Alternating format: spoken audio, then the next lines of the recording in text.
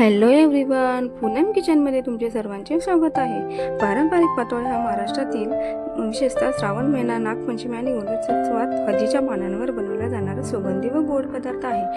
तर आपण याची रेसिपी बघूया. इथे मी नारळ घेतले फोडून आणि इथे नारळ खोवून घ्यायचे. तुम्हाला अशा सर्व वाट्या खोवून झाल्या की आपण खोबरं असं व्यवस्थित कढईमध्ये तूप टाकून असं भाजून घ्यायचं व्यवस्थित.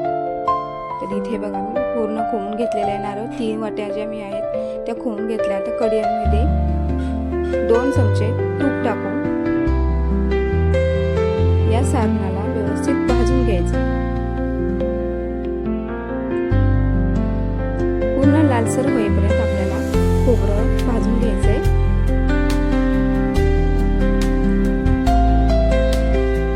आता इथे मी 2 चमचे जायफळची पूड टाकली, ती आपण मिक्स करून घेऊया.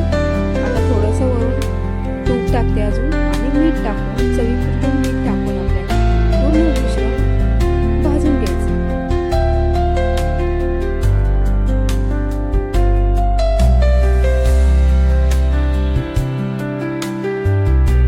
आता आपण इथे अर्धी वाटी गूळ टाकले.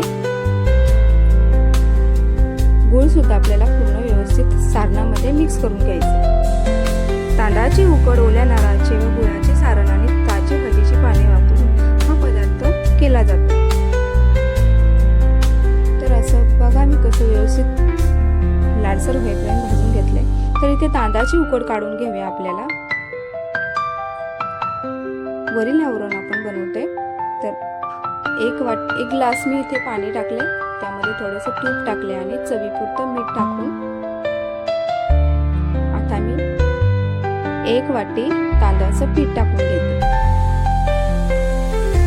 पातोळ्याच्या आवरणासाठी हे पीठ मी बनवून घेत आहे. तर हे सुद्धा आपल्याला व्यवस्थित हलवून व्यवस्थित मिक्स करून घ्यायचं आहे की या पिठामध्ये अजिबात गाठी होणार नाहीत. गॅस थोडासा कमी करून व्यवस्थित एकजीव करून घ्यायचं आहे हे पीठ.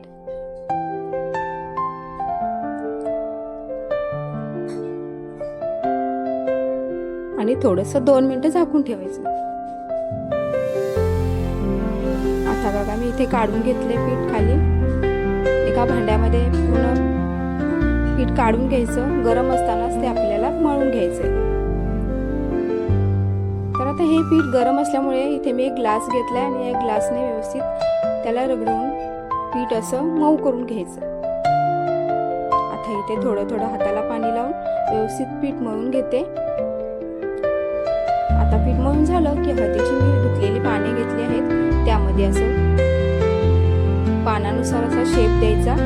थोडंसं पातळ पातळ पाणी लावून पीठ करायचं आणि व्यवस्थित शेप देऊन घ्यायचा. ते बटर पेपरवरती ठेवला आणि लाटणीने थोडंसं पसरवलं म्हणजे पीठ थोडंसं पातळ होईल. आता इथे सारण जे आहे आपले बनलेलं ते सारण मध्ये पसरवून घ्यायचं. असं फोल्ड करायचं. व्यवस्थित शेप द्यायचा पानाच्या आकाराचा. असा शेप दिल्याने व्यवस्थित बघू शकताय तुम्ही. व्यवस्थित प्रेस करायचं की ज्यामुळे आपले सारण बाहेर येणार नाही. शेप द्यायचा. आता इथे बघा मी स्टीमर मध्ये पाणी टाकले आणि चाळणीमध्ये आपल्याला सर्व हे पातोळ्या उकडून घ्यायचे. 13 मिनिटं आपल्याला हे पातोळ्या उकडून घ्यायच्या.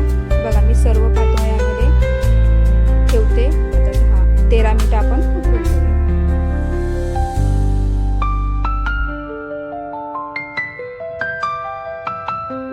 आता हे झाकून ठेवायचं.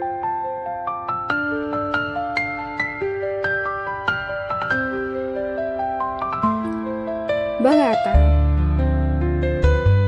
बघूया आपण आता व्यवस्थित झालेत बघा. असं सगळे आता डिश मध्ये काढून घ्यायच्या.